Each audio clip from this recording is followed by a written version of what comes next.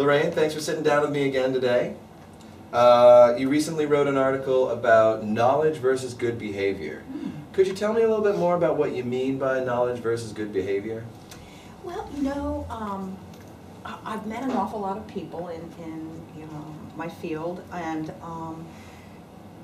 people tend to know an awful lot, and I think it's great because knowledge is important. We need to educate ourselves, but the execution part that comes out of that knowledge, I don't always see, and that's probably why I'm very much in business, because there's emotion behind what I'm trying to say.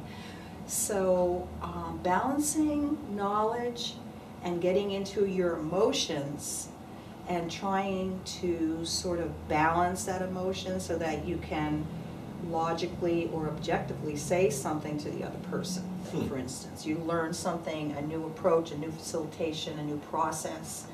Executing that process may not be as easy simply because of the emotions that are going on inside of us.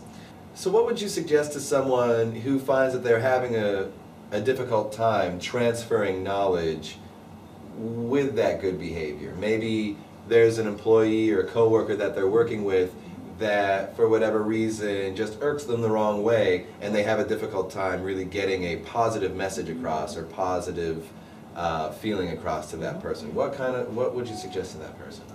Well, if it were me and I was that person's leader or manager, I would simply sit down with that person and just talk things over, try to make things easier for that person to execute it.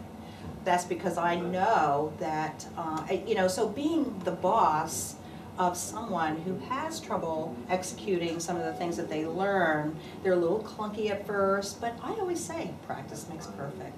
So try it, take that risk. I'd say to that person, even if it comes out wrong, the next time you might get better at it. Okay?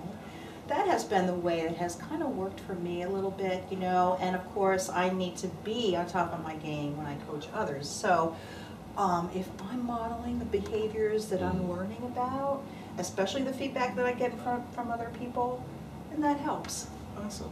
Well, Lorraine, thank you so much for sitting down with me again today. You can find this article and more at PriorityLearningResearch.com. Thanks again. Thank you.